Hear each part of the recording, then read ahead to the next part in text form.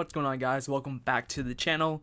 Today I just wanted to go over a question that probably a lot of newcomers to the Pokemon TCG space have when it comes to opening up a eBay store or a TCGPlayer store. Which one is better? And I have been selling Pokemon cards for the past 6 months. I've done over $30,000 in sales, and here is my experience with both, as well as my personal opinion on which is the better platform to mainly focus your time on and sell all your inventory on. So here is my TCGPlayer profile, as well as my eBay feedback profile.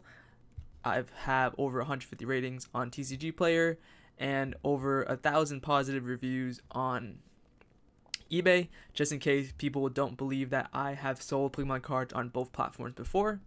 And here is how much I've done in sales. I've done around 3,900, or let's just round this up to 4,000 in net sales on TCGPlayer and 33,000 in net sales on eBay. So the fee breakdown for TCGPlayer is 12.75% plus 30 cents per every order, and that is for non-pro accounts. But if you do have a pro account, you can get those fees to as low as 8.9%. And fees are automatically capped at $50. So let's say you sell a Evolving Skies booster box for $2,500. The maximum amount of fees that you are going to sell on TCGPlayer is going to be $50. Now, when it comes to eBay, it is a 13.25% fee, and you can also get an additional 10% off final fee value if you're top rated plus seller, meaning you have 60-day returns, as well as one business day handling when it comes to shipping out the order. And there is no fee cap on eBay. So let's say you sell a Evolving Skies booster box on eBay for $2,500, you are going to pay 13.25% of that $2,500 instead of $50. So both fees are pretty much the same, except for TCGPlayer if you want to move like sealed product or something, but let's get into that later. And target demographic. In my experience with TCGPlayer, the target demographic for TCGPlayer is more like veteran buyers.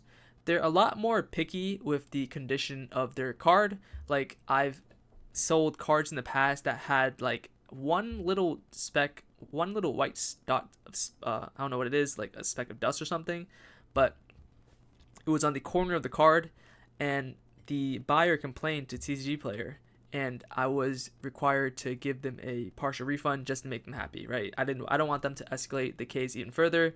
I don't want my TCGPlayer account to be dinged.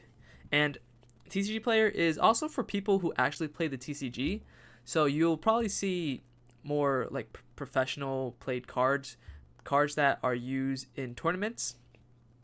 But when it comes to eBay, it's more so for the casual everyday collector. They're more so inclined to just buy the cards and just stuff them in their binders or in their little whatever, their little collection box or whatever. And here is the main difference on what I sell on TCGPlayer versus eBay. On TCGPlayer, I usually sell trainer cards, like meta cards that will be used in professional decks for tournaments, like this Shrouded Fable Night Stretcher, as well as modern bulk commons that usually sell for around 40 cents each. Those move out very quickly on TCGPlayer versus eBay. But when it comes to eBay, you can pretty much sell anything on eBay. You can bundle trainer cards into lots. You can sell bulk boxes, graded cards, higher end cards. But on TCGPlayer, you can't sell graded cards. And here is some listings that you won't be able to sell on TCGPlayer versus eBay. You can sell a Pokemon bulk lot of 1,000, as well as Charizard lots, as well as lots of 4 of basically any professional card. Now, pricing. This is one of the main issues that I have when it comes to TCGPlayer versus eBay. TCGPlayer, it's really a race to the bottom. The lowest priced card usually sells the fastest, or whichever card is priced at closest to market price. It doesn't really, people don't really care about how much feedback you have on TCGPlayer. People usually just go for the cheapest one. But when it comes to eBay, buyers will pay a premium depending on your account. You can also mark up card prices and charge higher than the market price. And the eBay algorithm and account standing has a factor in where your listing shows up in the search. So let's say you have like over 5,000 feedback on eBay and you have 100% positive feedback. You're more likely to have your listing on the first page in the front row of the search whenever someone is trying to look for a card, versus TCGPlayer.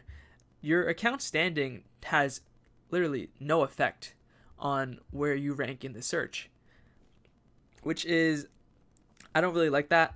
Like, if I'm putting so much time into a platform and give people reliable customer service, I ship on time, and I just package my items very well, I would want to be rewarded by being placed further above bad sellers. Doesn't that just like make sense to me? But anyways, listing cards. When it comes to listing cards, TCGPlayer is relatively easy to list.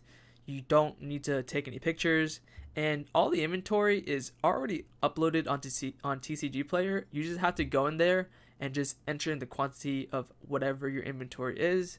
Versus eBay, it's more in-depth listings. You need pictures, either scanned or stock photos.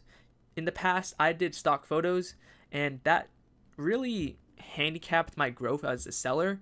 So I would really recommend you just invest in a scanner, because scanned cards just look way more professional and buyers are more inclined to click on your listing. As well as eBay, you can use automated tools to help, like TCG Automate is something that I would recommend if you have over like 1,000 cards that you want to list. And this is just what it looks like. It's pretty easy to use. I really recommend it if you guys are looking to sell cards on eBay, like seriously. All right, and when it comes to building a brand, you can't really build a brand on TCGPlayer. Like I said before, it's just a race to the bottom. No one really cares what your account is on TCGPlayer. There's like no brand recognition. Versus eBay, buyers will come back to your eBay store and buy exclusively from you if you offer good customer service.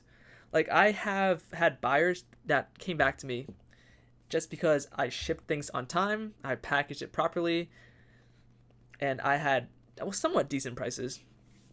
Also, positive feedback will boost your listings. As well as eBay has just recently implemented automated feedback, meaning completed orders will now automatically leave positive feedback. You don't need to beg a buyer to leave positive feedback for you. If you're a new seller, eBay will automatically give you positive feedback if there are no problems with the order. And I think in the past like 2-3 days, I've gotten like over 100 positive feedback. So I really love the system that eBay has implemented. It's really good for building a brand. And shipping. Well, TCGPlayer, there is no label. You need stamps, and it's also wet envelope. And for orders under $20. And eBay, you do get a shipping label. This is something that I think they implemented around like last year. It's 74 cents for a 1 ounce label for orders under $20. And the good thing about this is that there's tracking on the envelope.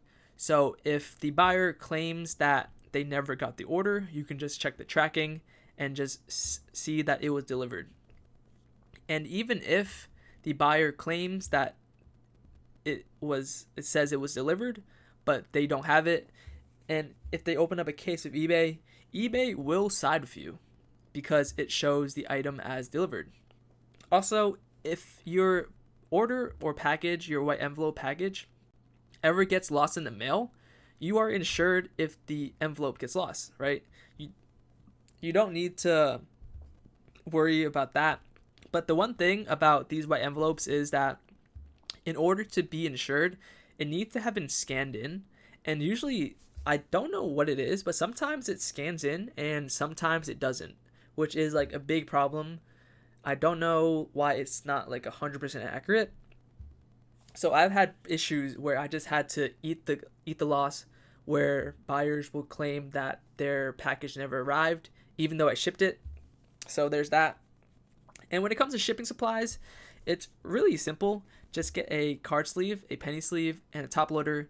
And you can also get a card shield, but I use something completely different. Maybe I'll make a video on that showing you guys how I basically save money on card shields. And I just do my method. It's like way better or way cheaper. And I've also gotten compliments on how I ship in the past. Also, for orders above $20, I would recommend using a bubble mailer. I always double bubble mail my orders above $20 just for the extra protection, and the buyer will appreciate it. And when it comes to shipping supplies, I found that Temu has the cheapest shipping supplies out of everywhere. As you guys can see on the left, it's around $82 for 2,000 top loaders versus this is cardboard gold, 2,000 top loaders for $150. You're basically getting half off, and they basically feel the same. So if you guys want to buy shipping supplies for cheap, check the description of the video. But yeah, that's basically my rundown on TCGPlayer versus eBay.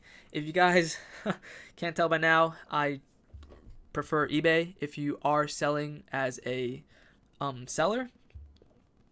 And I'm not saying to just use exclusively eBay. You can use both, which is what I would recommend. Just sell your professional cards or the cards that are meta on TCGPlayer, and all the bulk commons that you want to get rid of. Basically volume selling, but you're really not going to be earning a lot when you sell on TCGPlayer if you sell on volume, because every order or every card you're really making like 10, 20, 30 cents per card. So it's not a lot versus eBay, where you can just set a flat floor price and people will pay that floor price. But yeah, if you guys have any questions, let me know down in the comments below, and leave any feedback on this video, and leave a like and subscribe to the channel if you guys are new. Thank you all for watching. Peace.